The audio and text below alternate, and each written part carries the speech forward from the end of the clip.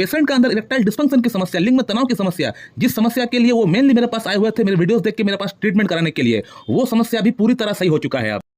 नमस्कार दोस्तों, ये जो आप मेरा पेशेंट का स्क्रीनशॉट देख रहे हैं, इनको यौन समस्या के साथ साथ और कई अलग अलग तरह की शारीरिक समस्याएं थी। तो सेक्सुअल प्रॉब्लम तो इनका अंदर था ही, इरेक्टाइल डिस्फंक्शन, लिंग में तनाव की समस्या, ये तो इनका अंदर था ही। लेकिन इसको छोड़कर सेक्सुअल प्रॉब्लम तो लाइफ थ्रेटनिंग डिजीज नहीं होता है, लेकिन इस प्रॉब्लम को छोड़कर इनका अंदर और कई सारी अलग अलग बड़ी बड़ी समस्या इनका अंदर उत्पन्न हो चुकी थी सिर्फ 28 साल उम्र के अंदर। इनको एनीमिया की समस्या है, इनका जो हीमोग्लोबिन है वो 10 से नीचे आ चुका है, इनका क्रेटिनिन जो लेवल है वो 3.5 का ऊपर जा चुका है। इसके अलावा इनका किडनी पर भी असर पड़ना स्टार्ट हो चुका था। जीएफआर का रिपोर्ट हुआ है इनका ग्लोमेरुलर फिल्ट्रेशन रेट देखने के लिए जो 80 तक होना चाहिए, वो 80 से घटकर 75 तक आ चुका है, यानी किडनी पर भी असर पड़ना स्टार्ट हो चुका है इनका। और इसके साथ साथ इनको हाई ब्लड प्रेशर और हाई ब्लड शुगर भी था। अब इस पेशेंट का ये कहना था कि डॉक्टर साहब आप सिर्फ हमारा यौन समस्या को ठीक कर दीजिए, हमारा सेक्स प्रॉब्लम को ठीक कर दीजिए, बाकी अलग अलग जो हमको प्रॉब्लम्स है उस प्रॉब्लम के लिए मेरा इलाज चल रहा है एलोपैथी में,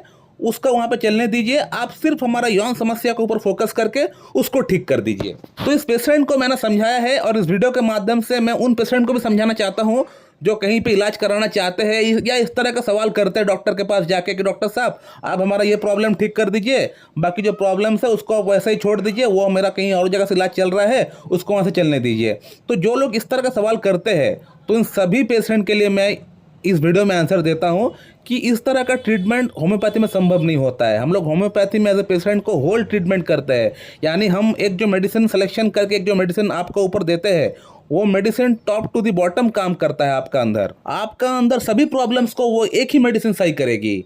ऐसा नहीं कि आपको 3-4 प्रॉब्लम है तो एक मेडिसिन हम दिए आपको तो वो मेडिसिन आपको उस पर्टिकुलर फलाना प्रॉब्लम के लिए ही आपको इस्तेमाल करना है और वही प्रॉब्लम वो सॉल्व करेगी, बाकी प्रॉब्लम का एज इट इज वो छोड़ देगी। ऐसा हमारा मेडिसिन काम नहीं करता है। हमारा मेडिसिन आपका पूरा इम्यून सिस्टम को सही करने का प्रयास करता है ताकि आपका जो रोग प्रतिरोध जो शक्ति है वो बढ़ जाए और आपका शरीर खुद, आपका बॉडी की जो वाइटल फोर्स है वो खुद आपका अंदर जो डिजीज है उसके अगेंस्ट में लड़ सके। हमारा मेडिसिन काम नहीं करती है, हमारा मेडिसिन सिर्फ इतना काम करती है कि आपका बॉडी के अंदर, हमारा बॉडी के अंदर एक वाइटल फोर्स है, एक जीवनी शक्ति है, सबका अंदर है, वो जीवनी शक्ति को बढ़ा देता है ताकि वो जीवनी शक्ति खुद फाइट कर सके, जो हमारे अंदर डिजीज जो पैदा हुआ है, जो उत्पन्न हुआ है उसका अगेंस्ट में लड़ सके। अब प्रॉब्लम यहाँ पे आता है कि होम्योपैथी में जीवनी शक्ति को बढ़ाने के लिए, हमारा इम्यून सिस्टम को बढ़ाने के लिए कोई फिक्स मेडिसिन नहीं होता है। मेडिसिन तो है लेकिन बहुत सारी मेडिसिन है, वो सभी मेडिसिन कुछ ना कुछ लक्षण के आधार पर काम करती है। अब आपको कौन सा मेडिसिन का दरकार है, कौन सा मेडिसिन का लक्षण आपका लक्षण से मैच कर रहा है, इसको जानने के लिए आपको किसी अच्छी डॉक्टर के पास जाके उनसे कंसल्ट करना पड़ेगा और वही डॉक्टर सिलेक्शन कर पाएगा कि आपका अंदर कौन सा मेडिसिन का दरकार है। अब इस पेशेंट की अगर बात करें तो इस पेशेंट का अंदर प्रॉब्लम्स तो बहुत सारी है, यानी पैथोलॉजिकल सिम्टम्स तो बहुत सारी है, लेकिन इनका मेंटल सिम्टम्स या शारीरिक कोई सिम्टम फिक्स नहीं है।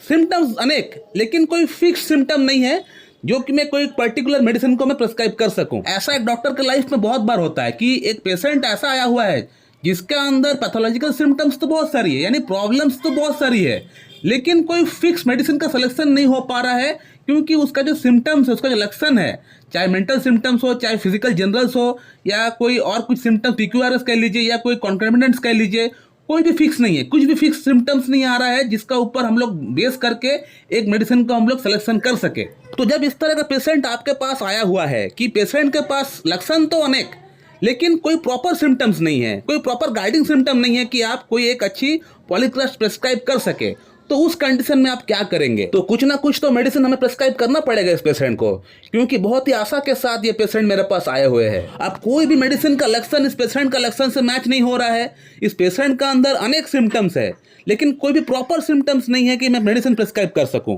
तो एक चेयर को खड़ा करने के लिए उसका 4 पैर होना बहुत ही जरूरी है, 4 पैर मजबूत होना बहुत ही जरूरी है।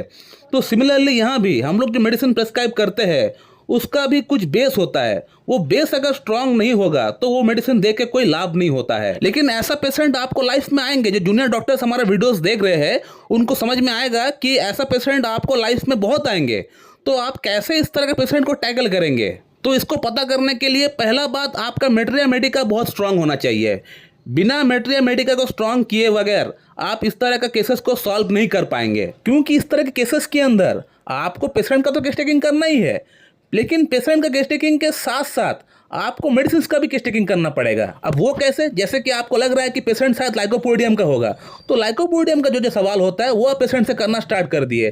फिर आपको लग रहा है एट द पॉइंट कि ये पेशेंट लाइकोपोडियम नहीं है, लाइकोपोडियम को आप छोड़ दिए, फिर सल्फर को आप लेके आए, सल्फर का सवाल करना स्टार्ट कर दिए, फिर लग रहा है सल्फर नहीं है, फिर आप जो है फॉस्फोरस को लेके आए, फॉस्फोरस को छोड़ दिया। तो इस तरह से आपको एक एक मेडिसिन को उठा के आपको रखना पड़ेगा और उसके अकॉर्डिंग आपको पेशेंट को सवाल करना स्टार्ट करना पड़ेगा। तो इस पेशेंट के अंदर मैंने इस पेशेंट को कार्सिनोसिन प्रिस्क्राइब किया हुआ है। कार्सिनोसिन जो है एक बहुत बड़ी पॉलीक्रस्ट रेमेडी है, ये कैंसर सेल से बनी हुई एक मेडिसिन है and carcinosin is the well selected remedy for such type of cases, जहां पेशेंट का अंदर पैथोलॉजिकल सिम्टम्स तो बहुत सारी है, लेकिन फिजिकल सिम्टम्स, मेंटल सिम्टम्स कुछ भी नहीं है, या है तो वो कंप्लीट नहीं है, कोई एक पर्टिकुलर रेमेडी को इंडिकेट नहीं कर रहा है।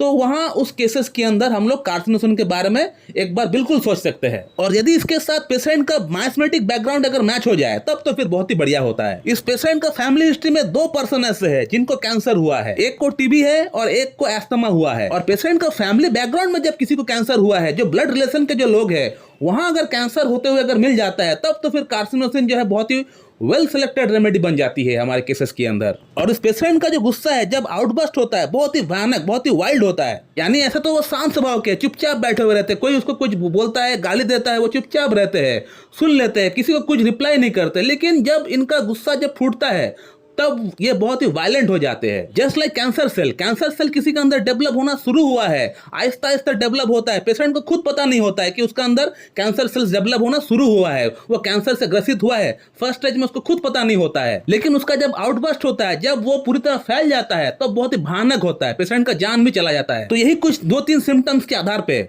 मैंने इस पेशेंट को कार्सिनोसिन प्रिस्क्राइब किया है। कार्सिनोसिन 200 मैंने इनको पहले दिए थे, पहले 2 महीने के लिए, उसके बाद कार्सिनोसिन 1M, उसके बाद कार्सिनोसिन 10M, उसके बाद 50M, उसके बाद CM। और आज इस पेशेंट का हमारे पास ट्रीटमेंट को चलते हुए लगभग 1 साल हो रहा है। और इस 1 साल के अंदर इस पेशेंट का प्रॉब्लम 100% सभी प्रॉब्लम सॉल्व हुआ है। पेशेंट मेरे पास आए थे सिर्फ सेक्सुअल प्रॉब्लम को ठीक करने के लिए, लेकिन इन रिटर्न पेशेंट का जो जो अलग अलग समस्याएं थी वो सभी समस्याएं ठीक हो चुका है पेशेंट का। पेशेंट का फीडबैक आप देख सकते हैं, मैं रिपोर्ट्स भी लगा देता हूं पेशेंट का। पेशेंट का हीमोग्लोबिन नॉर्मल हो चुका है, पेशेंट का क्रिएटिनिन लेवल ठीक हो चुका है। जीएफआर का रिपोर्ट हम नहीं कराए क्योंकि क्रिएटिनिन अगर उनका सही हुआ है तो जीएफआर ऑटोमेटिक सही हो जाएगा। ब्लड शुगर लेवल सही हो चुका है, ब्लड प्रेशर लेवल सही हो चुका है। और पेशेंट का अंदर इरेक्टाइल डिस्फंक्शन की समस्या, लिंग में तनाव की समस्या, जिस समस्या के लिए वो मेनली मेरे पास आए हुए थे मेरे वीडियोस देख के मेरे पास ट्रीटमेंट कराने के लिए, वो समस्या भी पूरी तरह सही हो चुका है अब। सो माय डियर फ्रेंड, आपने फिर से मेरा इस वीडियो के माध्यम से आपने ये देखा कि कैसे हम लोग होम्योपैथिक ट्रीटमेंट से मिराकल कर सकते हैं। लेकिन इसके लिए आपको किसी एक अच्छी क्लासिकल एमडी होम्योपैथ के पास जाके उनके सामने बैठ के थॉरोली केस टेकिंग देख के आपको ट्रीटमेंट स्टार्ट करना पड़ेगा, तभी जाके आपका प्रॉब्लम सॉल्व हो पाएगा। दोस्तों, मैं उम्मीद करता हूं कि आप लोगों को ये वीडियो अच्छी लगी होगी। अगर अच्छी लगी है तो एक लाइक जरूर कर दीजिएगा और मेरे चैनल को सब्सक्राइब कर दीजिएगा। So thank you very much and